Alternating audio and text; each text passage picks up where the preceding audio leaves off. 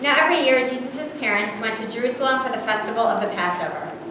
When he was 12 years old, they went up as usual for the festival. When the festival was ended and they started to return, the boy Jesus stayed behind in Jerusalem, but his parents did not know it. Assuming that he was in the group of travelers, they went a day's journey. Then they started to look for him among their relatives and friends. When they did not find him, they returned to Jerusalem to search for him. After 3 days, they found him in the temple, sitting among the teachers, listening to them and asking them questions. And all who heard him were amazed at his understanding and his answers. When his parents saw him, they were astonished, and his mother said to him, "Child, why have you treated us like this? Look, your father and I have been searching for you in great anxiety." He said to them, "Why were you searching for me? Did you not know that I must be in my father's house?" But they did not understand what he said to them. Then he went down with them and came to Nazareth and was obedient to them. His mother treasured all these things in her heart. And Jesus increased in wisdom and in years and in divine and human favor. The Gospel of the Lord. It's story time here at Prince of Peace. This morning, our sermon is going to consist of a story. I'm going to read it to you. I will project it up here.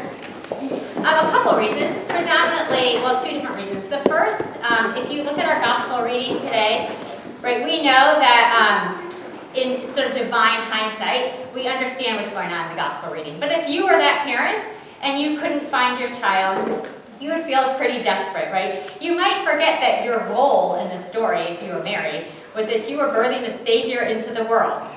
And so in some ways, Mary, divinely in hindsight, we understand that she sort of forgot her role. However, it's true that all of us are cast into different roles, and we play different parts in the creation of the story that God is unfolding in our lives.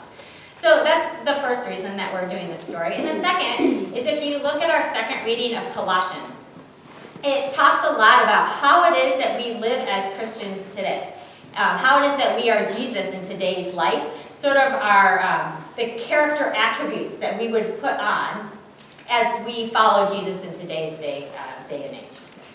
So this story this morning is called The Christmas Play, a Fable for the Holidays. It's written by Carol Lynn Pearson.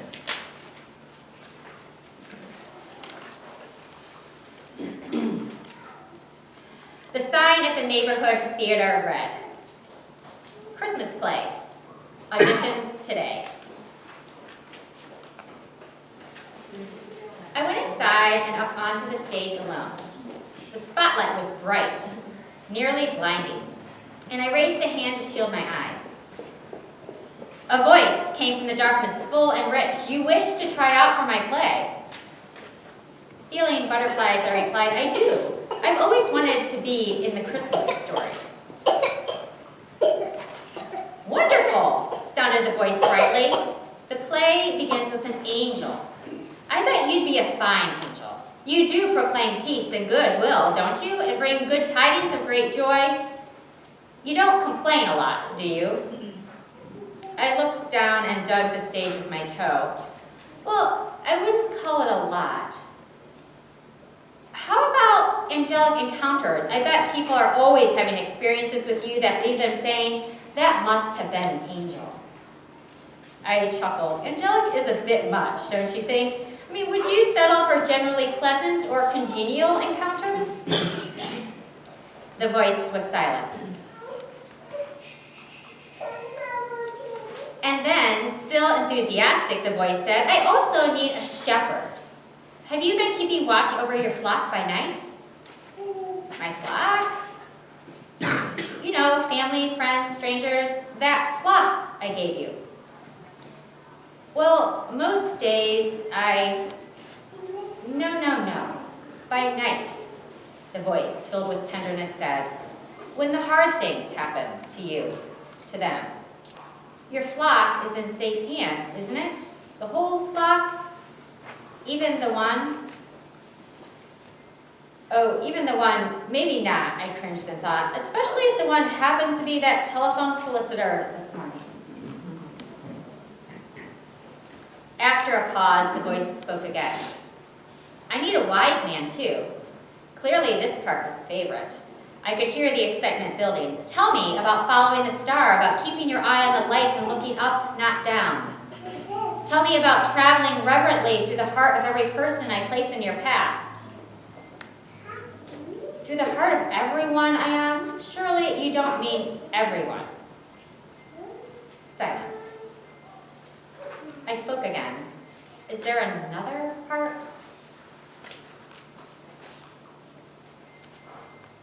There is the one who gives birth, the voice asked gently. How are you at nurturing every good thought conceived in your mind, at birthing every good intention? Oh, relieved, I said. Oh, you mean doing things. Now that I'm good at. I've got my resume right here. I'd rather hear you read the line on page 12, halfway down, the line about trust. I love this line. Be it unto me. Go ahead. Thumbing through the script, I found the page and cleared my throat. Be it unto me according to thy word. That one? That one, exclaimed the voice, but say it with a little more conviction. I like conviction. Be it unto me, my voice cracked, and I peered out into the darkness. Are there any other parts? I need a good Joseph. Can you stand back and be supportive, going quietly about your work and not upstaging people? You don't need top billing, do you? Your name and lights? You're not here for the applause, are you? Oh, no, of course not, but I'd still like to get my name in the program, wouldn't I? I asked somewhere. And if you didn't? The voice asked kindly. Well, I was hoping for a little recognition, you know? There is another role I need to fill. The voice paused thoughtfully. A very demanding role. The holy child.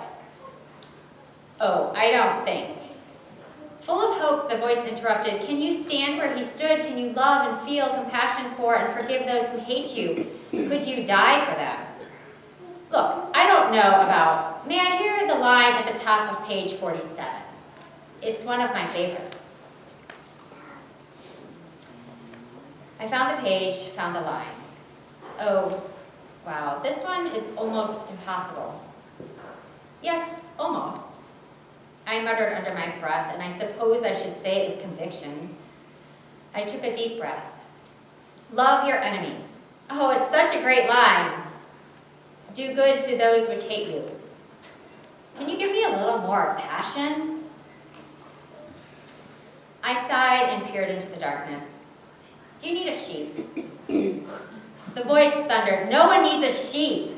I need a star. I backed away from the light. Okay, clearly this was a mistake. I'm sorry.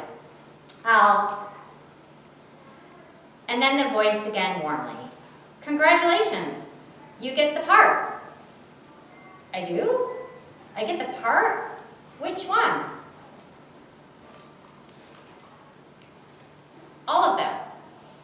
This is a one-person play, you know. Oh, I didn't know. Cautiously, I took a step forward. You think I can do it? The voice spoke with conviction. For this moment you were born. Barely able to breathe, I ventured. You'll help me? That's my job, my only job. You'll be my director and prompter? Every step of the way. Butterflies again. Shyly, I grinned. Suddenly, it felt right, as if I had at last found my calling. I'd like it to be really good, I said. How long do I have to work on it? Forever, the voice said. But I wouldn't waste any time if I were you. The world is waiting.